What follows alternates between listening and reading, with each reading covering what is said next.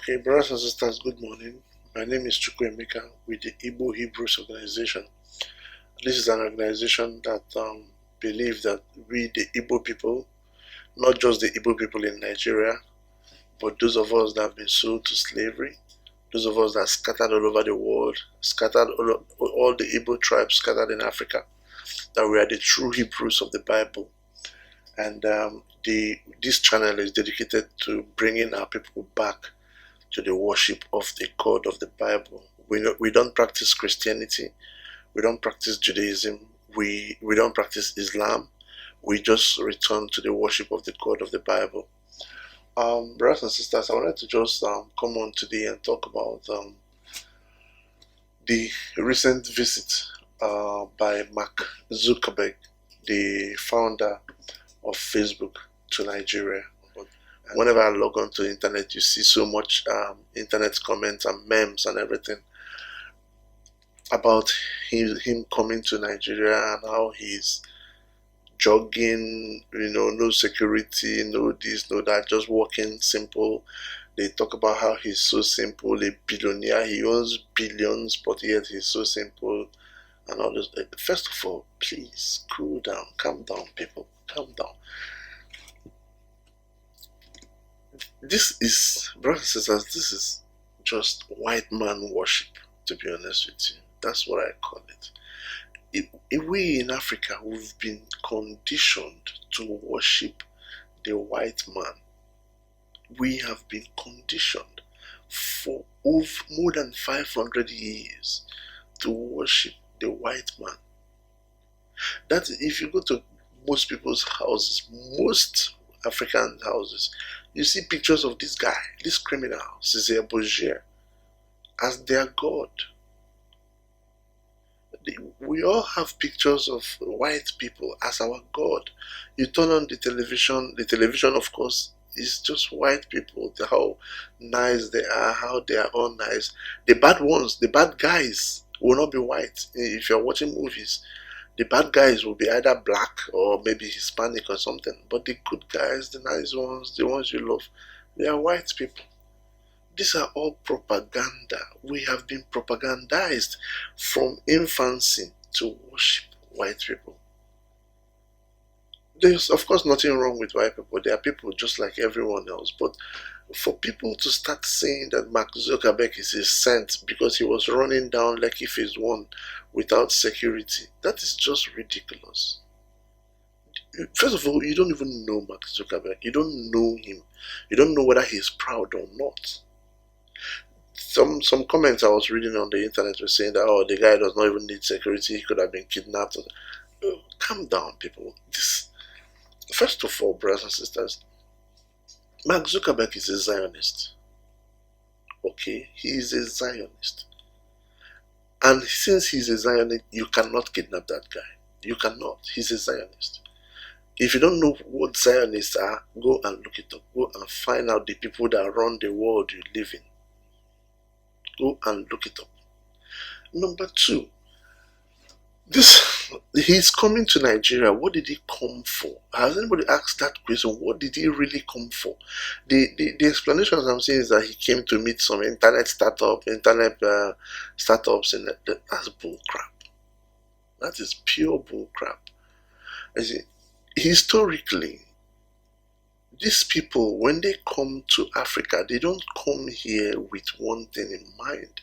The last time the Zionists, these people came here, they were responsible for the trading of hundreds of thousands of our people in slavery, for the dilapidation and depreciation of our continent. I mean, Africans were living in peace and in prosperity. We didn't need any help, nothing, no disease, no pestilence, until these people got here, and we've not even recovered.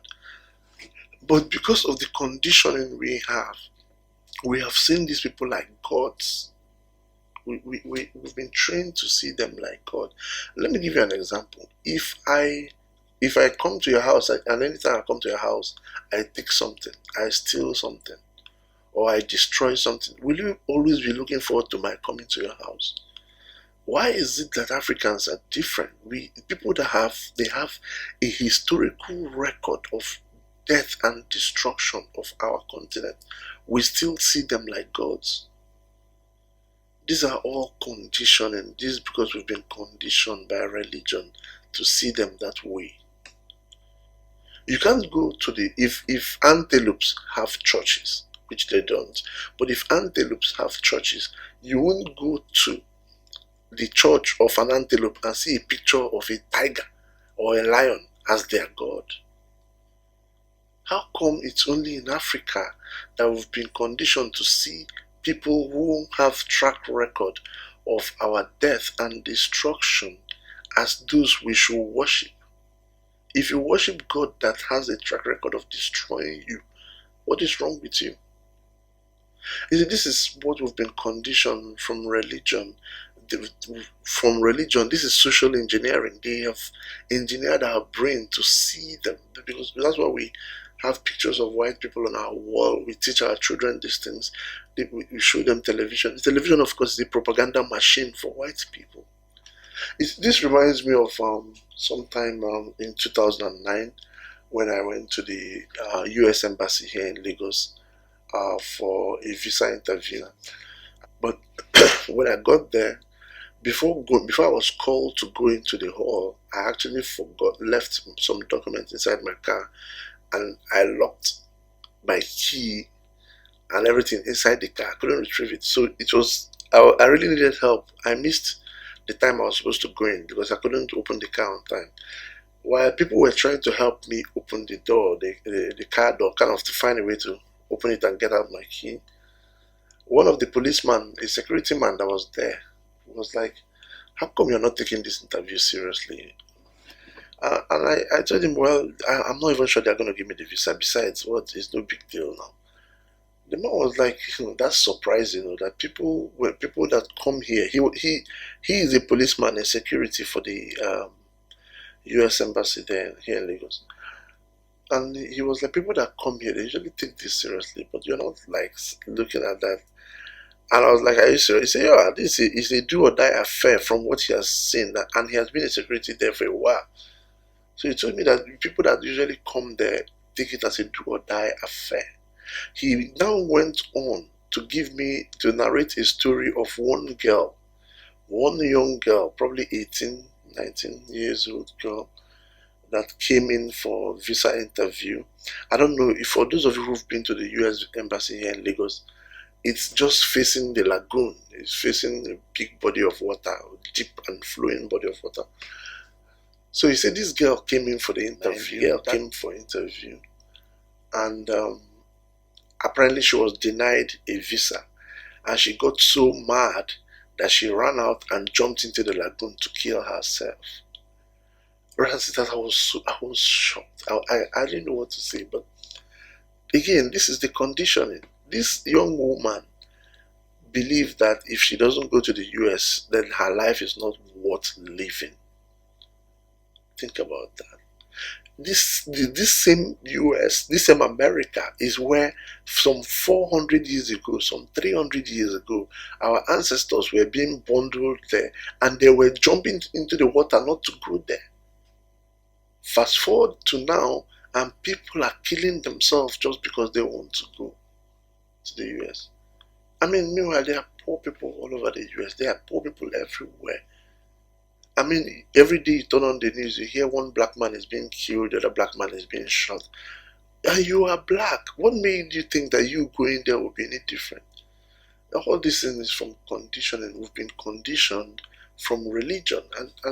And that's why what we do is very important. We have to be able to provide a platform for our people to realize that this is not it. This is conditioning, this conditioning that we've been conditioned is not the way to go.